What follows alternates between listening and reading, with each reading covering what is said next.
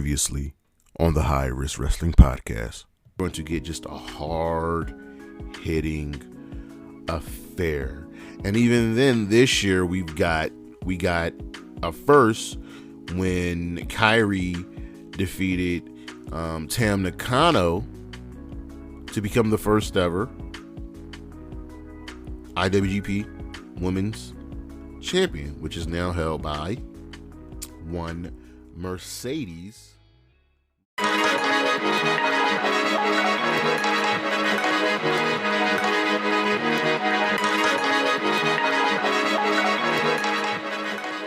Good afternoon, good morning, good evening, everybody. It is Saturday, April 8th, and you know what that means. It is time for the High Risk Wrestling Podcast. I am your host. Didn't win the big one at Wrestlemania, but that's okay. Jeremy Pierce, welcome, one and all. As always, you can check me out on the socials. Charismatic Creations on Facebook and Tumblr, charismatic_creations 52 on Instagram, the 215 on Twitter, and yes, the Patreon is live. I gotta get that link in order, but the Patreon is live. And today's episode, well, I figure I'll give these guys one more shot, one more chance. We have our NXT Reset, taking a look at the brand. We had Stand and Deliver this past weekend, looking at our champions and, you know, what to expect going forward. But for now, you know it's next, so just go on and hit my music.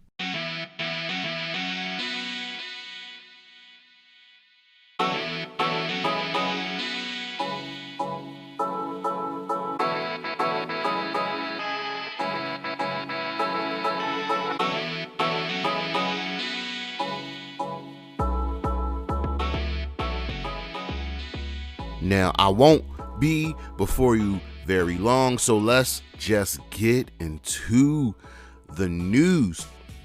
If you haven't heard, the biggest news announced on Monday that Endeavor, the head owner of UFC, will be buying the WWE, and they will be merging into one company, but both will be separate. Yeah. And Vince McMahon is back in charge. He has wormed his way back into the company, and it's like we knew the sale was coming, but it's the fact that Vince is back in charge. Ademi LLP will be investigating the WWE, seeing this is a fair price in transaction, and now that Vince is back in charge, well, the morale has dipped considerably. He's back in charge of creative, as you can tell from just watching Monday Night Raw, and you know, fans don't like it, the wrestlers don't like it. Triple H is taking a major blow. He's not even on the new board, so what power he has, we don't know. Right now it looks like he might still be running some things. We've gotten reports that, you know, there will be some top WWE superstars requesting their release, because honestly, no one wants to work for Vince anymore. Fans have called for Vince McMahon to be fired, and Endeavor are well aware that fans don't want Vince McMahon around. So we'll see what will happen. Vince is still the majority shareholder once again. Only time will tell. Rip Fowler and Jagger Reed, horrible names. The Grizzled Young Veterans have requested their release, and it sounded like they were going to get it, but now it's totally up in the air. If I were them, I wouldn't want to be in the company either. It's not great. Against all odds, Impact's one of their next pay-per-views will be taking place at the Ohio Expo Center in Columbus, Ohio on June 9th, with Fallout on June 10th. Listen, if you guys aren't watching Impact, you're missing just a really good wrestling show. Monday Night Raw this past week ratings, they did 2.2 million viewers with a 0.76 in the 18-49 demo. This is about right for the Raw after WrestleMania, because there is a lot of hype that goes into that show, but the show fucking sucked. It did. Nigel McGuinness is officially All Elite. We'll see where he'll be positioned. Currently, he might be doing some commentary with Ring of Honor. He is a former Ring of Honor competitor. He's the longest reigning Ring of Honor television champion in history, and he holds a special place in a lot of fans' heart, and especially in the hearts of those who grew up on Ring of Honor. So it's good that he's here. He actually did commentary for what was that Supercard of Honor this past weekend. Tony Khan has announced that All In will be taking place at Wembley Stadium August 27th. So this will be replacing All Out, which will not be in Chicago this year. All In, and Wembley seats about 90,000. Expects a seating range of maybe 70,000. If they can get 40 to 50,000 for this event, it is a win. This was the big announcement that Tony Khan had teased. AEW has another signing, which would be former WWE executive Adam Hopkins in a new role. He will be, what is his role? We don't know yet, but he was the former vice president of communications under the WWE banner Dynamite. This past week, their ratings, they did 877,000 viewers with a 0.3 in the 18-49 demo. That is up a little bit from both the previous week's viewers and demographic. An update on Thunder Rosa: she will not be back anytime soon. She has to get another MRI done.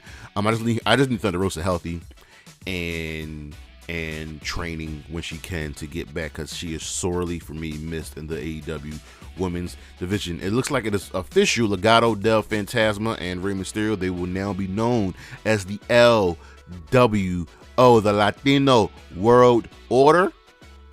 I couldn't be happier. And in some news that was a very, very long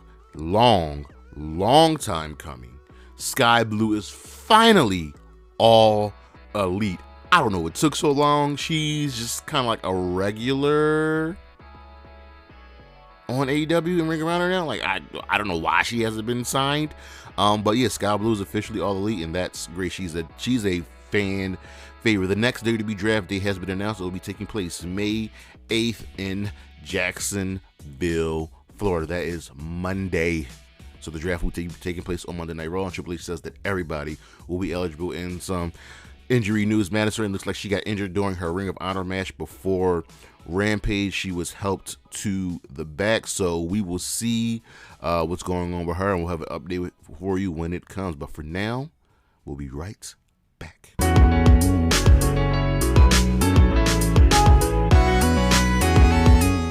All right, so let's get into the week that was, our week in review. And listen, I know we were supposed to start off with Monday Night Raw.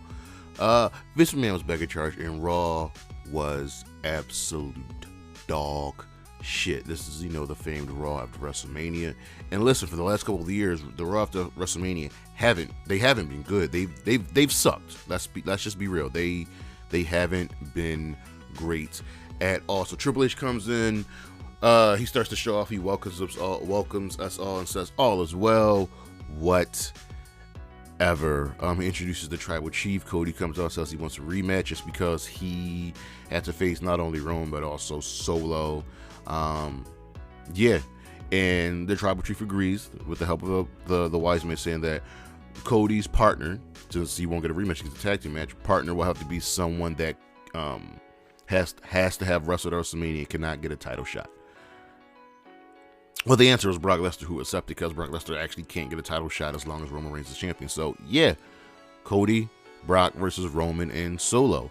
Opening match was Omos squashes Elias. So, within the first hour of Raw, after Paul Heyman sends the Usos away for the tag match later, right? There were only 2 minutes within the first hour of Raw. 2 minutes. That's it. Just 2 minutes. Rey Mysterio thanked the fans, and then he has a match against Austin Theory. Theory wins with after Dominic gets involved. Dominic and Damien then attack Bad Bunny because Bad Bunny got in Dom's match Saturday, and Damian Priest chokeslams Bad Bunny through an announce table. So it looks like we're going to be getting Damian versus Rey and Bad Bunny at Backlash. Sami and KO defeated the Street Profits. We had a random Seth Rollins segment. Lashley defeats Ali. Roman Reigns talks himself up because he's got to deal with Brock Lesnar again. Bianca and Rhea face off. Raquel and Liv defeated Damage Control to earn a title shot. Matt Riddle returns to interrupt and attack The Miz in the main event. The match never happens because Brock Lesnar just destroys Cody Rhodes. So yeah, Raw sucked. The Omos match wasn't scheduled. We were supposed to get like a mini women's tournament to determine Rhea Ripley's next challenger. Raw was just bad. The least said about it, the better. Over on Dynamite, we had the real Raw after WrestleMania. This show gets a thumbs up. We were supposed to have Juice Robinson versus Ricky Starks, but Jay White, who is now All Elite, showed up and attacked Ricky, and the Bullet Club is now an AEW. So I'm expecting maybe Ricky and Action Andretti versus Jay White and Juice Robinson. Keith Lee doesn't appreciate Chris Jericho's constant disrespect, so we're going to get that match. The House of Black retained the Trio Championships against the Best Friends and Orange Cassidy in a fun match. Jamie Hayter retains the AEW Women's World Championship against Riho. The Acclaim declined the JAS's invitation right now. MJF was attacked by Jungle Boy after a celebration. Just the celebrative stuff they were in Long Island. Sammy Guevara defeats Commander. He makes his case for being the pillar that should be world champion. Matt Hardy turns with Ethan Page, causing him to lose to Hook. Tony Khan, along with Nigel McGuinness, announced All In London. The BCC went on another murder spree, and Bryan Danielson says, listen, they're wrestlers. They're the only wrestlers here in the company, and they're tired of the amateurs, and they're going to be taking everybody out. Hangman Page comes out by himself to attack him, and he gets his ass beat. They beat him down, and Danielson starts stabbing him with a screwdriver. What? And in the main event, FTR defeat the Guns to win the AEW World Tag Team Championships. The best part about this was the Guns coming out to Mini Men, which was just hot. Over on Impact, the show continues to just be very, very good. They also make up for the travesty that was Monday Night Raw. The Motor City Machine Guns defeated TMDK. The Bullet Club says they got next. Jonathan Gresham versus Speedball Mike Bailey number 3 ended a no contest after Trey Miguel attacked them both. The Design continues indoctrinating Sami Callihan, or just Callahan. The debut with Jody Threat defeats Terra Rising. Santino will return to the ring at Rebellion in a 6-man tag. Tasha Steelz and Giselle Shaw, their feud, man, it's just getting started and is getting heated up. Tommy Dreamer, Yuya Uemura, and Darren McCarty defeated Bully Ray and his boys. Kenny King attacks Dreamer after the match. Kaz, Masha Slamovich, and Killer Kelly all come and join in to run people off or fight. I'm a fan of Killer Kelly. Deonna Purrazzo is on a mission to become a 3-time women's champion.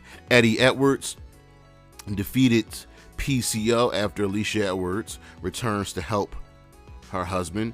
And in the main event segment, Josh Alexander, as you know, tore his, I believe, tricep. So he relinquishes the world championship. In the ring with him was Steve Macklin, Kushida, and Josh Alexander's wife and kid. And Macklin kept taunting Alexander, taunting Josh Alexander's kid, but trying to provoke him, and Kushida fights him off. So remember, our next world championship match will be Kushida versus Steve Macklin for the vacant championship. Over on Ring of Honor, the Lucha Brothers and Mark Briscoe defeated Shane Taylor and the Workhorsemen. Makes sense that these 3 guys would be a team. Ring of Honor has a 6-man tag team championship, so they need more trios. Teams. Shibata retained the Pure Championship against Christopher Daniels. Brian Cage defeated Ortiz. Jay Lethal defeated Darius Martin. La Facción and Garbonales won a squash match. Daniel Garcia defeated Tracy Williams. Willow Nightingale defeated Notorious Mimi. You may remember her as Sloane Jacobs in NXT. The Righteous return and re-debut and win a squash match. Takeshita defeats Tony Nese, showing that he doesn't need Don Callis. Under the main event, Athena defeated Miyu Yamashita, retaining the Ring of Honor Women's World Championship. So this is like the 6th show where not only have there been, I think, 3 women's main events, all the women's main events have featured Athena. All of them. By the end of this year, they're going to eclipse AEW in women's main events. Over on SmackDown, much better show than Raw. We had the WrestleMania Fallout. The Brawling Brutes defeated Imperium. Paul Heyman tells Jay that Roman wants him to handle Sami alone. And you can see that Sami's going to snap. Not Sami, Jay's going to snap at some point. It won't be soon, but he will snap. Ricochet defeated Ivar. Kevin Owens tries to talk some sense to Sami, like, I know you still have, this connection to the bloodline and to Jay, but just think better of it. Raquel Rodriguez and Liv Morgan defeated Shotzi Blackheart and Natalya. LA Knight and Xavier Woods got into a little bit, so they'll have a match next week. Triple H announces the draft. We went over that. It'll happen in a few weeks. The Judgment Day continues to be great, and they defeat Ray and Santos. I don't know how I feel. Like, neither team should have lost here, because you have the Judgment Day. They need to get their heat back from WrestleMania, but you have the new LWO, and they just can't lose their first match. I would have much rather this end up in like a giant brawl. Sami tries to talk some sense to Jay, like, listen, you know what's going on. Just be better. And someone attacks KO backstage. Jay defeats Sami after a Samoan spike from Solo Sikoa. Solo tries to attack Jay, and Matt Riddle comes and makes the save because he got a little bit of heat with the Bloodline too. Remember, it was Solo that took out Riddle, put him on the shelf. Over on Rampage, we had Rampage and Battle of the Belts last night. So from Rampage, Hook retained the FTW Championship over Ethan Page. We had a QTV segment, and I like the QTV segments. It's poking fun at wrestling. It's poking fun at the dirt sheets. I'm a fan of it. The Acclaimed and 2.0 won the squash match, and then the Acclaimed got their asses beat down by 2.0 and Jake Hager. Swerve says a merger is coming.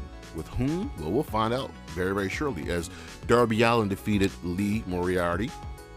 And Swerve comes out, him and Darby go way back, and we get the merger. It is the Mogul affiliates, who have 51%, wink wink, of the share, merging with the Embassy as Brian Cage attacked Darby Allin. Taya tells Jade in their mediation that, listen, learn your history. This move, the Jade, the Road to Valhalla, has been done by legends for decades, and you don't get ownership of it. You haven't been here for as long as a cup of coffee. And they get into a little heated argument.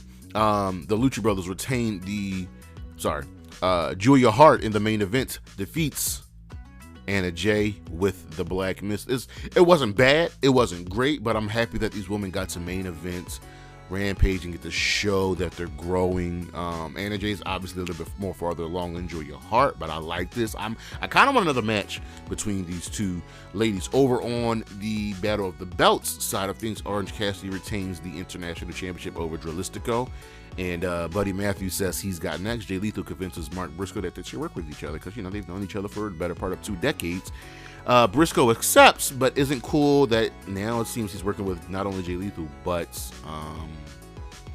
Jeff Jarrett and Satnam and Sanjay Dutt. Jade retains the TBS Championship over the upstart Billy Starks. And Taya Valkyrie gets the better of Jay, so this is far, far from over. Michael Nakazawa and Brandon Cutler say they want a piece of the BCC because they don't like bullies, and the Lucha Brothers retain the Ring of Honor Tag Team Championship against QT Marshall and Powerhouse Hobbs. As you can see, everybody else gave us better wrestling than Monday Night Raw. Our matches of the week from WrestleMania, as much as I hate it. Also, first of all, Battle of the Belts. I don't think a title has changed hands on Battle of the Belts at all. I'm kind of tired of it. But back to the matches of the week. As much as I hate the guy, Logan Paul, Seth Rollins versus Logan Paul, from WrestleMania, Charlotte Flair versus Rhea Ripley for the SmackDown Women's Championship. Also for WrestleMania, the Usos versus Kevin Owens and Sami Zayn for the Undisputed WWE Tag Team Championships. And from WrestleMania as well, Night 2, Gunther versus Sheamus versus Drew McIntyre for the Intercontinental Championship. If you guys don't know, Night 1 was way better than Night 2 from Dynamite. Jamie Hayter, Riho, AEW Women's World Championship. These two women have respect for each other and they know how to put that work in. Actually, I guess I kind of forgot about this. Also from WrestleMania, Roman Reigns versus Cody Rhodes for the Undisputed WWE Universal Championship. Yeah. And from Impact, Eddie Edwards versus PCO. And our star of the week, it was hard to really decide who our star of the week would have been. It could have been Rhea, could have been Ray, could have been Jamie Hayter, it could have been a lot of people, but I'm gonna give it to Kevin Owens and Sami Zayn. But that is the week in review, and we shall be right back.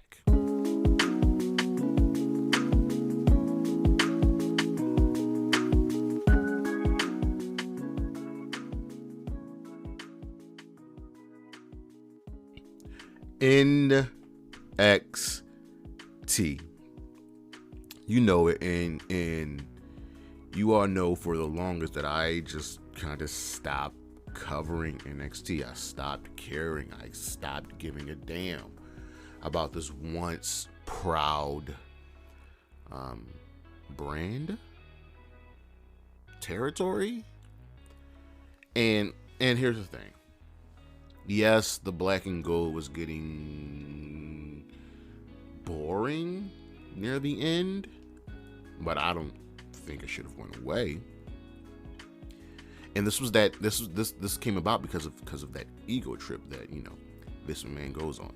So we got NXT 2.0, and NXT 2.0 just wasn't for me. Wasn't good. I understand that this is your developmental territory, but to shift so drastically from the black and gold to 2.0 just wasn't in the early stages of 2.0. We still have remnants of the black and gold, Ciampa and Gargano and Pete Dunne and Adam Cole, and they all lost. Ciampa at one point was the NXT champion, then lost to Braun Breaker, who we'll get into. But it just wasn't for me. It wasn't for a lot of people, and this comes on the heels of you know, NXT Black and Gold being a lot of people's favorite brand. And that's due to Triple H. That was due to Hunter essentially making a new territory. You know what I mean? But we got NXT. We got 2.0. Some like it, some despise it. So we had a year and some change of NXT 2.0. Many downs, more downs than ups. And their roster currently is huge. I recognize probably 60 to maybe 70% of the current NXT roster. So this past weekend we had WrestleMania, and last week's show was, you know, everybody needs the end of the year story. That's show, right? So NXT, they have Stand and Deliver. It's a horrible name for an event. I prefer takeovers, and you know, we're not going to get takeovers anymore. But we have NXT Stand and Deliver. This is their marquee event. Let's let's start with Stand and Deliver. Let's start with the resets, right? Because this is what we're going to talk about. We're going to talk about the reset of NXT. Can they recover? Can they get better? So, Stand and Deliver started with the ladder match for the NXT Women's Championship, and those involved were Indy Hartwell, Zoe Stark, Gigi Dolan, Lyra Valkyria, Tiffany Stratton, and Roxanne Perez, the champion, going into the match. So let's take a look at these 6 women. You can say that, hey, maybe these are the women that they want to spotlight, with the exception of, like, JC Jane, who obviously will have a spotlight. Alba and Isla, who are part of, the women's tag team division.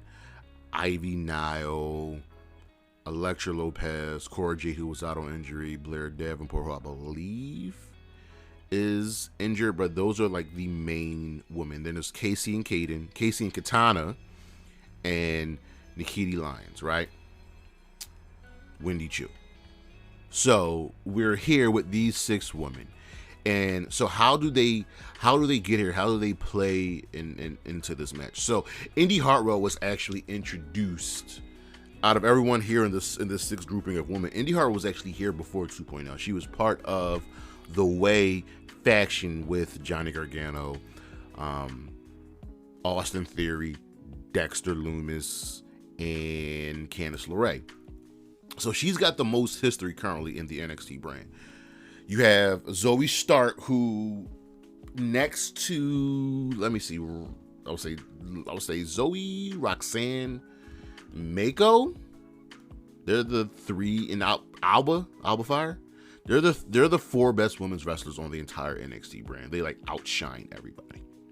So Zoe is, I want to say, quote unquote, the steady hand in this match, someone you can trust, because she's really, really good.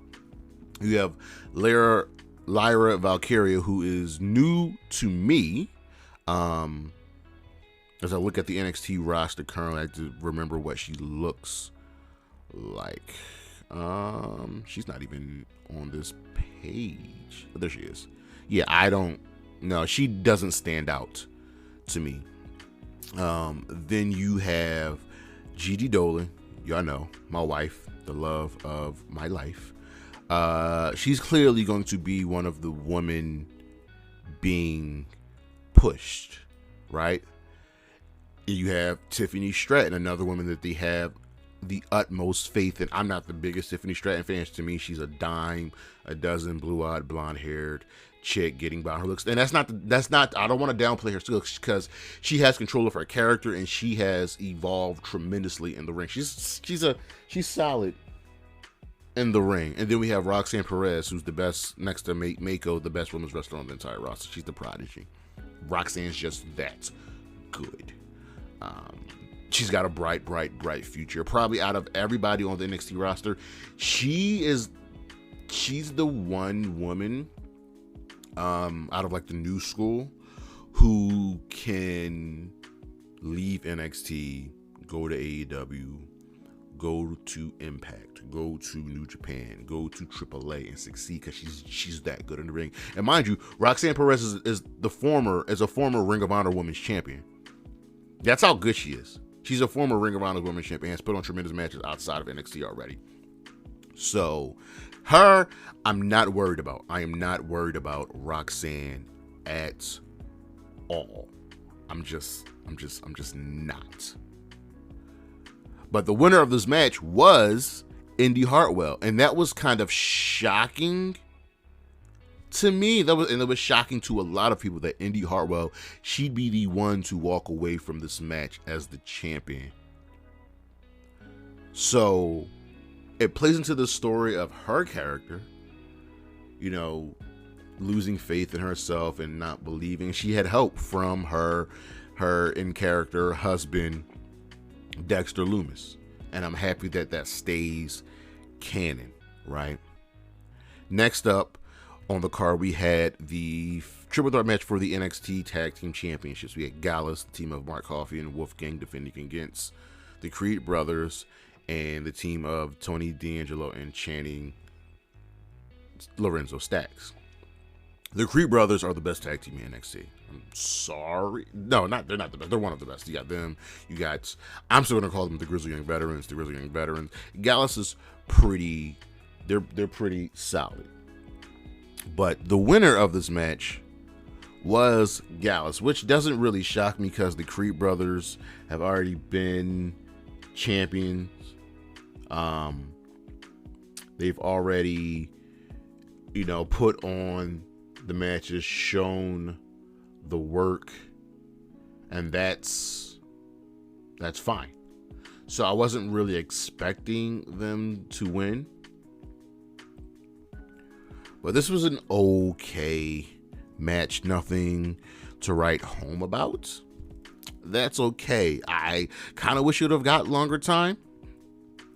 Then we had the 5-way dance for the NXT North America Championship with our champion Wes Lee defending against Dragon Lee, Axiom, Ilya Dragunov, JD McDonough. Now, these 5 men right here, these are like the workhorses on NXT. These dudes can go. Throw in Tyler Bates and talent. Like Wesley, Dragon Lee, Axiom, Ilya Dragunov, JD McDonough, Tyler Bate, Nathan Frazier, kind of the mid-card guys right now, they would be big stars in Triple H's NXT. He would be building them up to an unprecedented level. And this was a good match. This was action-packed. It had the moves, and it had a lot to live up to when it comes to the billing, and it was good. This was also Dragon Lee's debut match. Now, Dragon Lee, he's a veteran. He's been here. Dragon Lee. So for this version of NXT, Dragon Lee doesn't need to be here. If this was the black and gold, I'd be like, yeah, Dragon Lee makes sense because Triple H was running a territory. But Dragon Lee here in this NXT right now, he doesn't need to be here, man. And that's backed up by the fact that he's paid more like a main roster superstar. Because Dragon Lee is that dude. He's like legitimately that good. But all of these dudes got time to shine, and this is definitely one of the best matches, if not the best match on the card. Next up, we had an unsanctioned match. So this is technically not in the record books. If you go look at the card show, it will say this is match number 0 because it's unsanctioned. Unsanctioned matches don't count. So we had Grayson Waller versus Johnny Gargano. Grayson Waller is another guy that they have faith in NXT. They have major faith in NXT. And he's lost all of his major feuds, though. Just like he lost this match. And it's okay to lose to Johnny Gargano. This match had great story. And this was a one-off for Johnny. He made Grayson Waller tap, and he got to celebrate with his wife, Candice LeRae.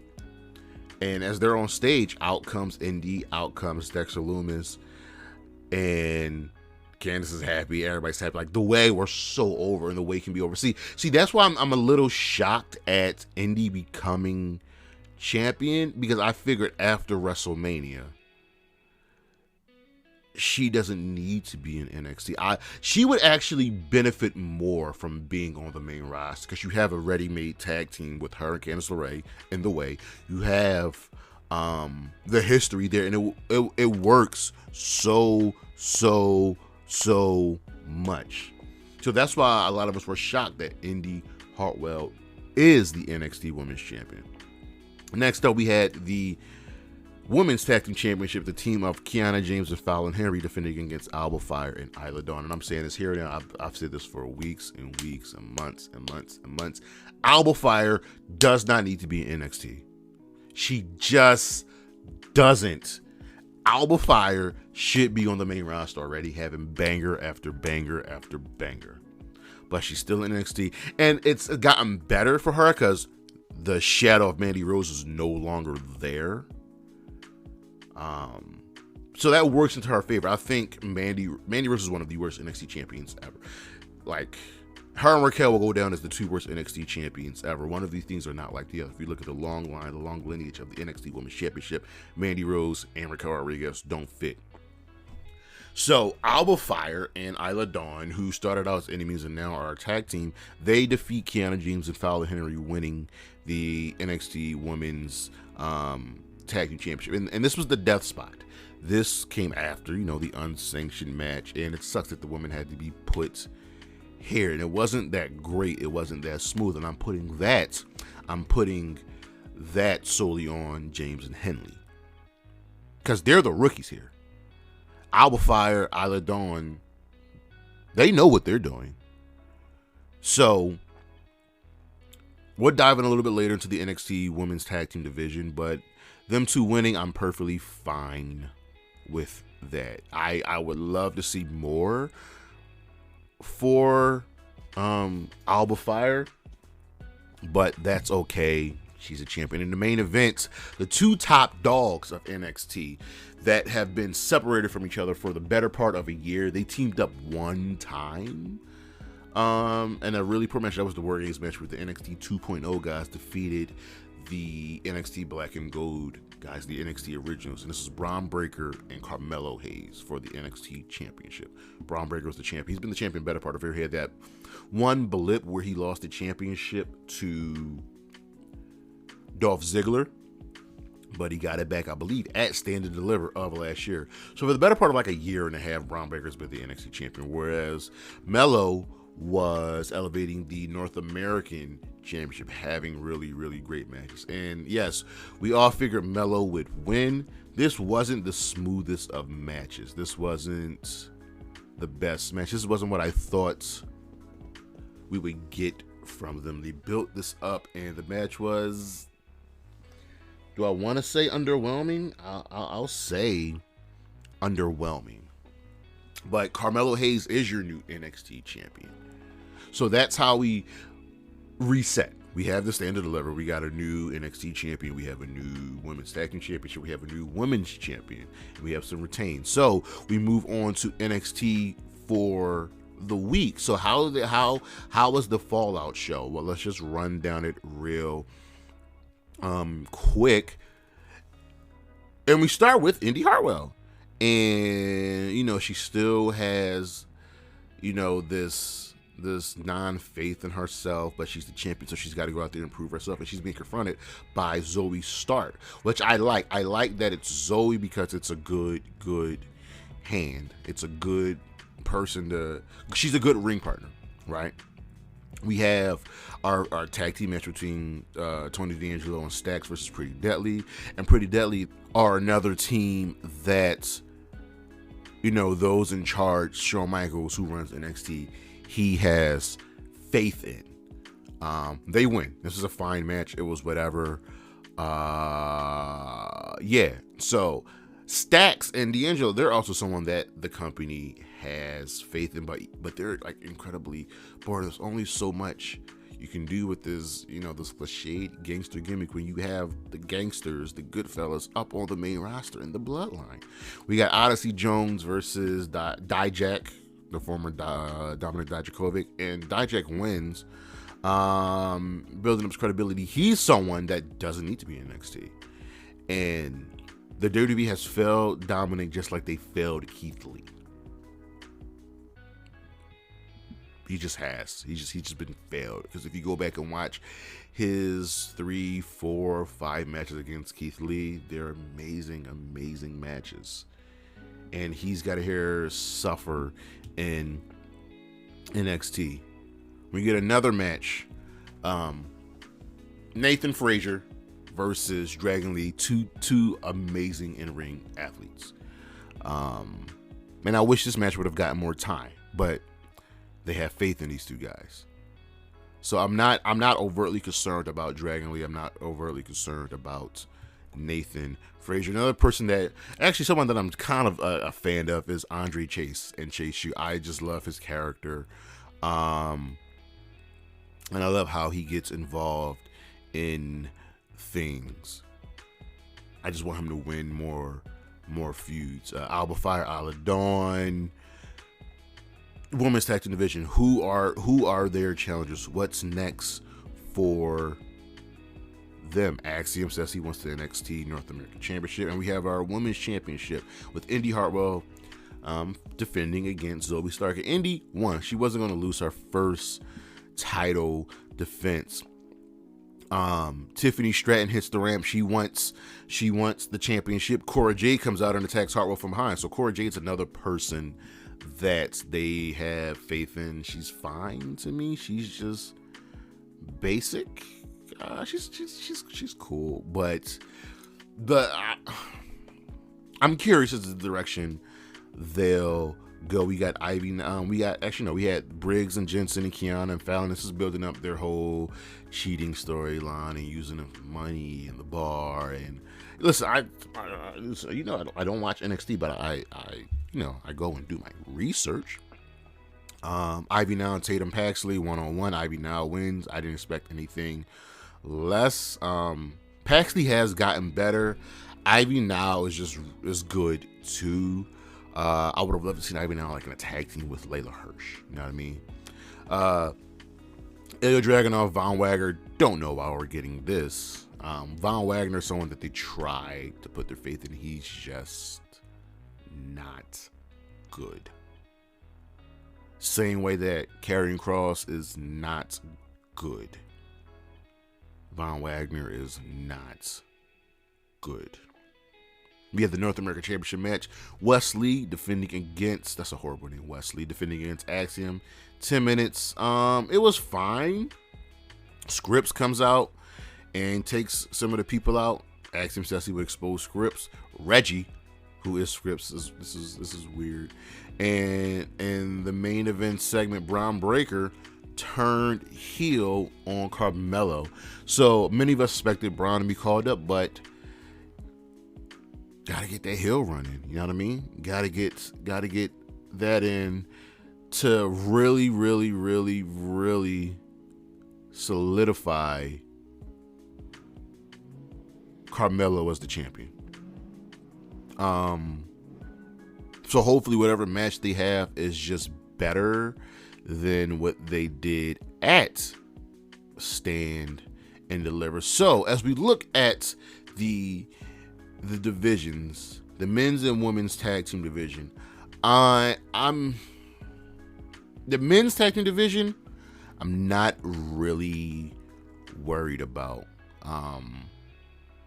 You got Duke Hudson and Andre Chase. You got the Creed brothers. You got Pretty Deadly. You've got Gallus and Joe Gacy and Deshair. So the NXT men's tag team division is fine. It's the women's tag division that I'm a little skeptical about. You know what I mean?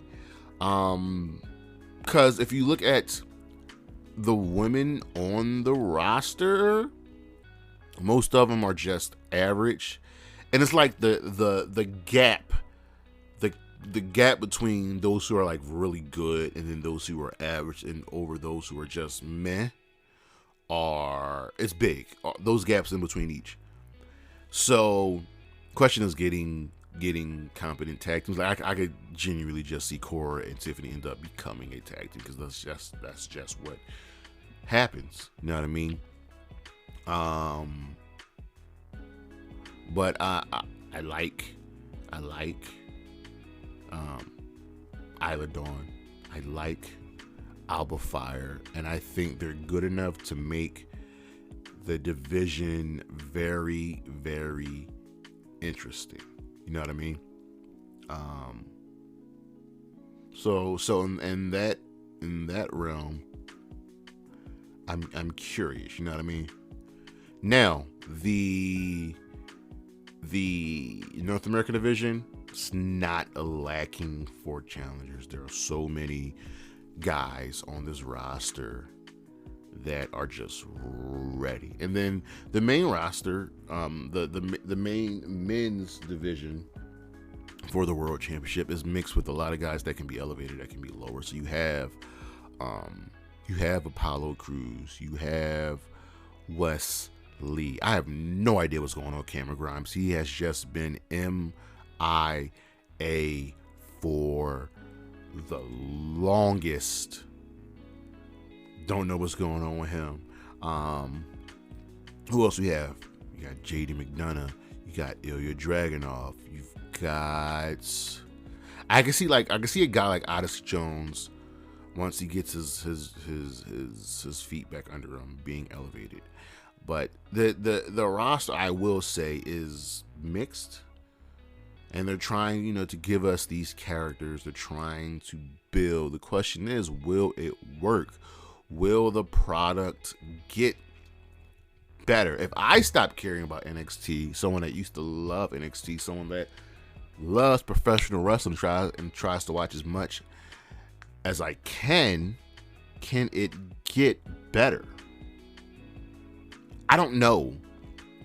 With the merger and Vince McMahon pretty much being back in power, will he get his grubby little mitts back into the product? Who knows? But there's talent there. There's very much talent there. There are a couple of people in NXT who have my eye, who I support, who I'm like, okay, I want you to do well. And we didn't even cover about it. We've got Ava Ring, The Rock's daughter, working there, making a name for herself. Mello, what's going to happen with him? Like, he's the current champion, but it's clear that he's destined for more, and while they've kept him and Braun Breaker apart up until Stand to Deliver, it's very obvious that he's better than Braun. Braun's okay, Braun's good, but he's bland. Whereas Mello, Mello has it. Blair Davenport is out. Where will she picture into the NXT women's division? JC Jane, she's gonna finish her beef with Gigi. Where do Casey and Katana fit in all of this? They're one of the few people that have been in NXT for quite a long time.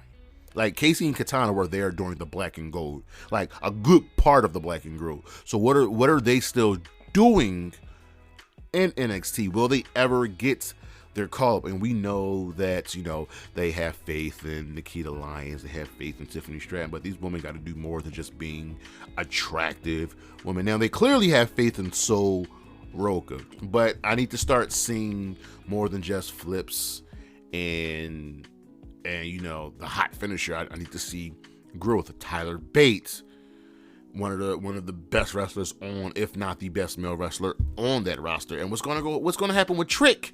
Is he always going to be Carmelo's second hand, his right hand man? We have Wendy Chu. Where does she fit on? So the roster starting to get so big, and we've got to move these pieces around. I'm looking at this roster now, and there are people I'm just like, I have no idea who some of these people are. Like, who the hell is Brooklyn Barrow? Who is Bronco Nima? Jakara Jackson, Kale Dixon, Miles Bourne. Like, who are some of these people? I recognize Mark Coffey, who's a solid hand. So I'm curious. I'm gonna keep an ear to the ground for NXT. I'm gonna see what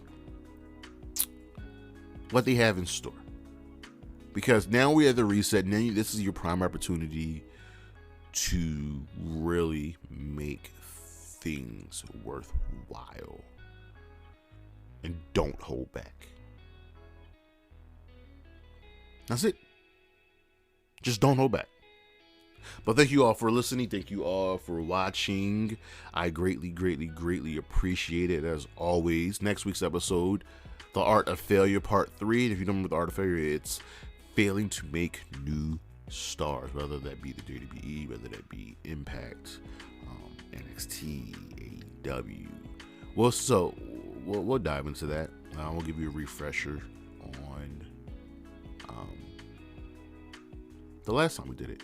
As always, check out the socials, Charismatic Creations on Facebook and Tumblr, Charismatic_Creations52 on Instagram, the 215 on Twitter. The Patreon is now live. And as always, Xia Li, Wendy Chu, Isla Dawn, Shouty Blackheart, Bailey, and Gigi Dolan. Holla at your boy. Peace.